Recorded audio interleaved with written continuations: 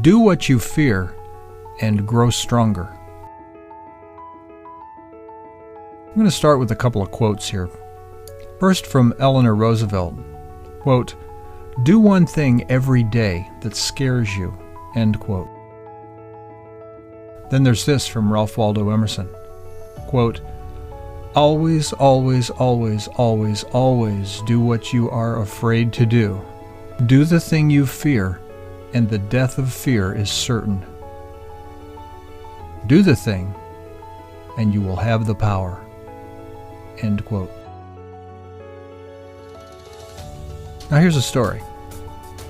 When I was 15 years old, I loved to sing. I sang mostly in the shower, really belting out the lyrics to rock and roll songs. The bigger the shower, the better the echo, and the louder I sang. One night after basketball practice, I was alone in the school's shower and really wailing. As I finished my shower and my song, I grabbed my towel and turned to leave and saw one of the seniors standing there smiling at me. He was a lead guitar player in a popular local band, and he informed me that he really liked my voice and wanted to know if I'd consider singing with the band. Consider? Well, I jumped at the chance. I was nervous, but enthusiastic. I attended a few rehearsals at his house and discovered that I really loved singing amplified and surrounded by all that rock and roll thunder. Eventually, during one of those rehearsals, it dawned on me, though, this was the real deal. Someday soon, I'd have to do this in front of a crowd. Now, if I stopped to think about this for very long, my heart would start racing and I'd feel like running away and hiding. But I loved the music and I kept on rehearsing and pushed those thoughts out of my mind. Inevitably, a couple of weeks passed and I found myself walking on stage in front of my first big crowd. I had sweaty, cold palms and I was terrified. My heart was in my throat and I could feel all the lyrics just leaving my brain entirely. And again, I felt like running and hiding.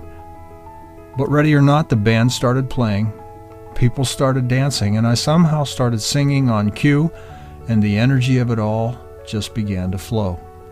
For the next several years, my singing skills grew. I learned to play bass guitar.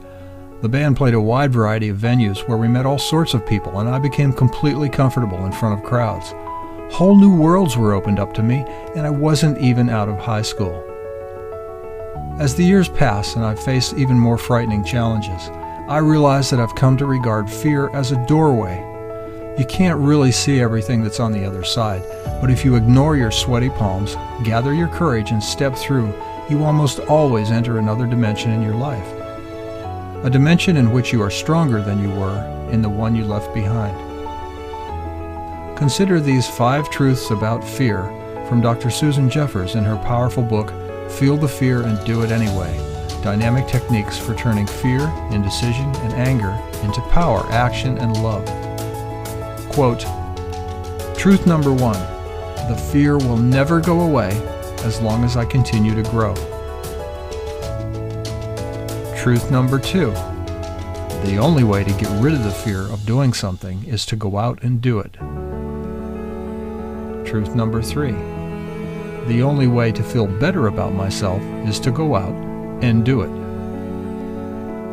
Truth number 4, not only am I going to experience fear whenever I'm on unfamiliar territory, but so is everyone else. Truth 5, pushing through fear is less frightening than living with the underlying fear that comes from a feeling of helplessness." End quote. These are powerful ideas. Dr. Jeffers recommends that you copy these 5 truths, post them, and read them once a day for the next month. The object of the game, change your relationship with fear. See those situations that you fear as they really are, as opportunities to stretch and grow stronger. Okay, let's accept the premise that these 5 truths can help change our overall attitude toward fear in general. But what about that huge, specific fear you're facing right now? When you're staring at a major, painful fear, one that almost paralyzes you, how can you rally your will to overcome it? Where do you begin? Well, according to Dr. Jeffers, quote, "Remember that much of the trick of moving from pain to power is taking action. Action is very powerful." End quote. In other words, even if you just take a baby step or two, you need to act. You need to stretch a little outside your comfort zone. experience a small success, overcome a little piece of your fear, and build on that. Then repeat the process by taking the next step, and the next step, and the next step, until you have completely overcome that major fear. So, to return to my singing example, it was really important that I spent some time rehearsing with the band, something that was a little scary to me at first, before I stepped out onto that first stage. And it also helped that first small crowd was made up of sympathetic friends and relatives who welcomed the band. That helped me overcome some of the stage fright I'd feel when we later stepped in front of a huge crowd of strangers. So I took baby steps. Little by little, I chipped away at that larger fear by confronting it a piece at a time. But what does all this mean to project teams and project managers? Let's consider a typical example of something that strikes fear into the hearts of many project teams: the need to ask for more resources. Especially in these tough financial times with organizations running lean and resources hard to find, it can be frightening to tell your customer or your sponsor that you simply don't have enough people, or equipment or money, to get the job done. The idea of going to them and saying, "We need more resources," can be truly frightening, especially when you begin imagining the angry response this news might provoke. So how can you deal with this fear?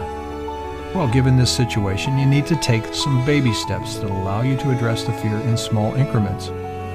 So you might begin by doing some research, poking around and documenting the time it typically takes other project teams to perform the tasks that your project team is trying to complete. Then, you might document how your customer or sponsor has added features and deliverables to the project that's going to result in overtime for some of your project team members. Next, you might organize your findings into a presentation for your customer or sponsor.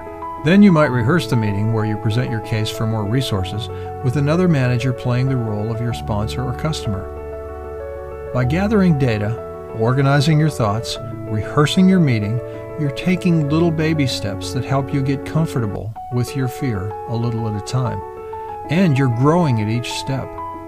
Finally, you develop enough strength to step through that door and deliver your message. Sure, it's still a scary situation and you feel fear, but you've made yourself strong enough to endure the fear and get the job done.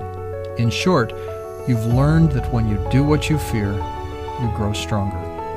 In Susan Jeffers' words, quote, "Commit yourself to pushing through the fear and becoming more than you are at the present moment. The you that could be is absolutely colossal."